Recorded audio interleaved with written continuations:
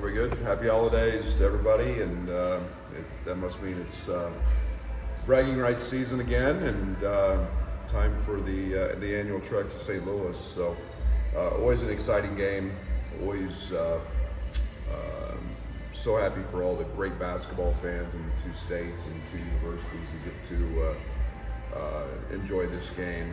And I say it every year. It's one of the most unique games I've ever been a part of in terms of the 50-50 split, and the longevity of this rivalry has been something fun to be a part of. Obviously, they did a number on us last year. That was not an extremely fun evening heading into the Christmas break, but new team, really on both sides. There's a few pieces back. Missouri went on to a great season last year, led by Kobe, and it was spectacular for them, making an NCAA tournament appearance, and they've got another great team.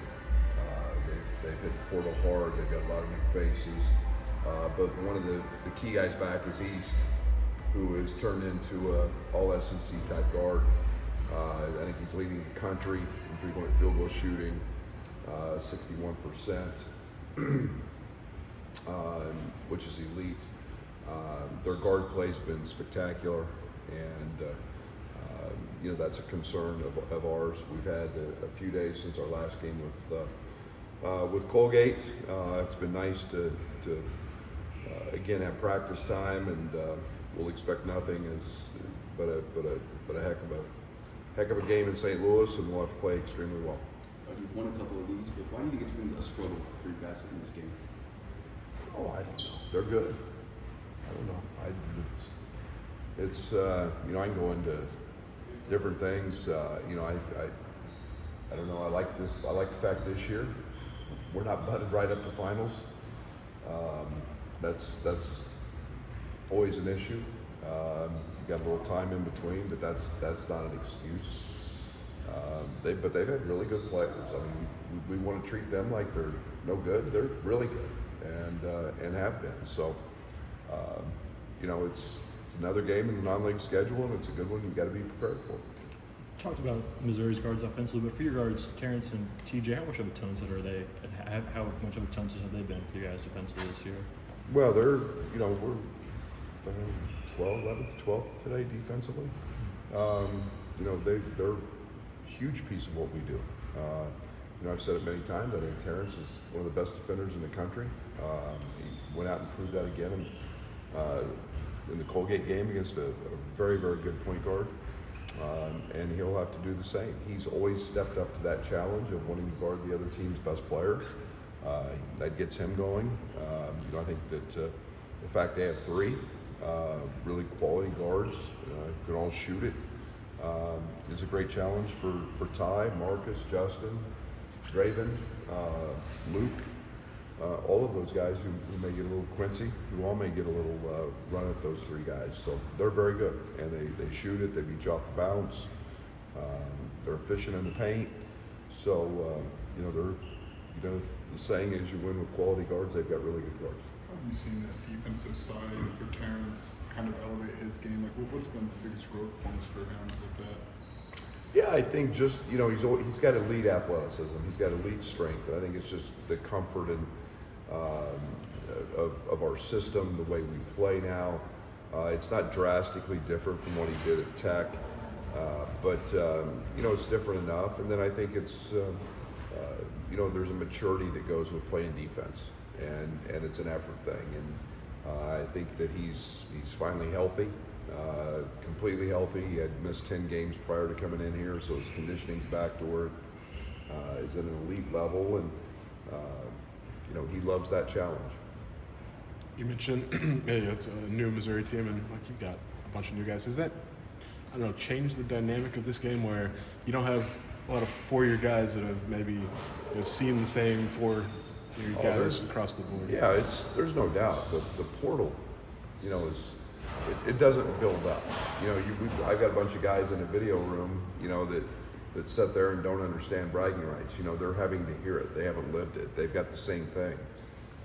whereas when Chester played, it was passed on, and year after year after year after year, and we've got a very much a different environment. It doesn't mean the game is any less important to the fans or anybody else, but getting guys to understand, Coleman's been a part of 4 of these now, and this is Luke's 3rd, and those are rare.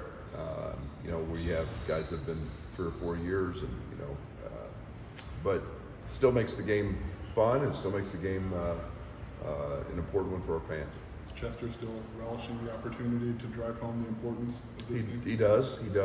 He takes full advantage of his status, and his he's very proud of his record there. So, but again, it's another non-league game, and it's a quality opponent on a neutral site, and we've got to hammer home the importance of the rivalry, and we've our fans let our players know, especially through social media, this game. They take their share of threes, I think, second most in the SEC. Do you want to run them off the line and make them take 2s, or how do you defend that? Sure, it's what we do. It's what we try to do is get them into, force them into 2s. And I say that, and East especially takes 2 a game. He's a guy that leads the country in them, but he doesn't take a lot of them. He's very efficient in the paint, so you got to be careful how you pick your poison with him. Their other guards are catch and shoot guys that will take 6, 7 a game, and they come in a variety of ways. They come in transition, they come off the press. East is an elite passer. So you've got to be very conscious of them, and it's something we've been, knock on wood, to this point, very good at taking away. And we got to continue to do that. How do you feel about Dre so far through a month and a half or so? How is he progressing, and kind of just versus what you want for him going down the road? What's kind of different between maybe now and where he's going to go? Well, he's extremely talented. I mean, he's just a special talent. Defensively is where he's made his biggest jumps. He has days in practice we can't guard him, and when Terrence can't guard you, you're doing a lot of really good things. Defensively, it's been tremendous growth for him. We're trying to get him fouled, for him to understand he needs to get fouled. Great players get fouled a lot, and with his athleticism, he gets by people. He creates opportunities. He can live in the paint. And he's got the ability to make hard shots. So he continues to develop. I've been really pleased with him. He spends as much time in here as anybody working on his game, and his time's coming. Last week you said Nico had an appointment. I guess, do you expect him to be able to go tomorrow, and then what's next for his timeline? No, he will not. He's in a pool. He's got a shoe on. He's continuing to just develop that. We won't bring him back until he's 100%, and it's pain-free at this point. But everything was great. It's just the process. Has this week been a grind? How have you approached this week of practice with some more time on the court? No, I don't want to say it's been a grind. It's nice. It's refreshing because we're not fighting academics and the classroom stuff like we did last week. But we had a very spirited practice on Tuesday, and it was fun. It was lighthearted. It was touching on some things, and we did some kind of a little different approach, and then back to Wednesday and Thursday. Obviously the game prep stuff. So, but yeah, it's been a really good week. What do you want to see offensively from your team in this game? You want a fast pace? You want a lot of possessions? You think I'm going to tell you that? Both. Whatever the game brings, we can play that way. I don't think it's. We'll see how it unfolds. They're a team that will press us some. They're a team that had tremendous success against us last year playing zone. Sometimes you gotta draw up and take what the game gives you. But we obviously like to play fast when we can, we'll see if we get those opportunities. We got to defend and rebound. I know that. How do you feel about Coleman getting back into a rhythm offensively after missing time, and seems like he's taking some steps forward there? Yeah, he was great. He was great. Coleman never forces anything too much, and he takes what the game's given him now. It was nice to see him not just on his jump shot. There were a few drives, there was a few offensive rebounds, there was a few post ups. It was kind of a nice mix for Coleman, and figuring out where those opportunities come and what the matchup's going to be. It's going to be different every night. I don't know who's going to guard him. We see a lot of cross matching. We've seen a lot of 5-man guard him. So it doesn't. It's moving him in those places, and we were able to take advantage of that in the Colgate game. It's similar to Dre. Just kind of what's the next step for Amani as you get through this first semester?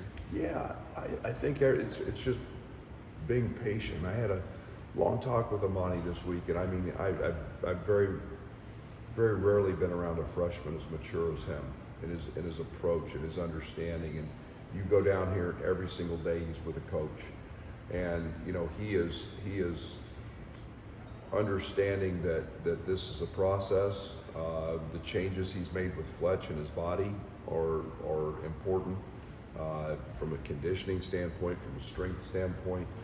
I'm very, very comfortable with him on the offensive end.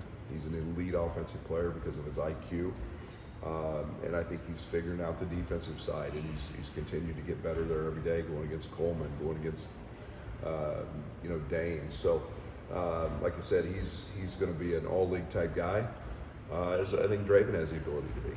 And but I have no problems putting either one of those guys in a game if that's what's called upon. Big picture, like we talk about Terrence's work ethic and kind of how that drives him to here, but just in the time you've known him, what stands out about his development to go from where he was to now, a player of the candidate in a lot of ways? Well, it's very seldom when you have a guy who's first team All-League and a preseason All-American that wants to get better. There's a difference between good and great. He's really good. He had a really good year last year. He didn't have a great year. He had a good year. And finding that next gear, and it's simple. Terrence, sometimes we don't want you to come in at 4:30 in the morning. No, I'm actually going to come in at 4:30 every morning, and he won't rest on that. And he's very ingrained in his routine, but it's always about getting better, but never losing sight of the fact that he wants to win, and that's first and foremost. So I have tremendous appreciation for his very consistent work ethic, and I say consistent because it's very rare that you see guys. Io was one of those that had just a routine, a pattern, and when they said they were going to work, they were going to work, and they do. And he's taken weaknesses and made them strengths, and that's something that's nice to see from a good player who's turning into a great. Thank you. Thanks, Brad.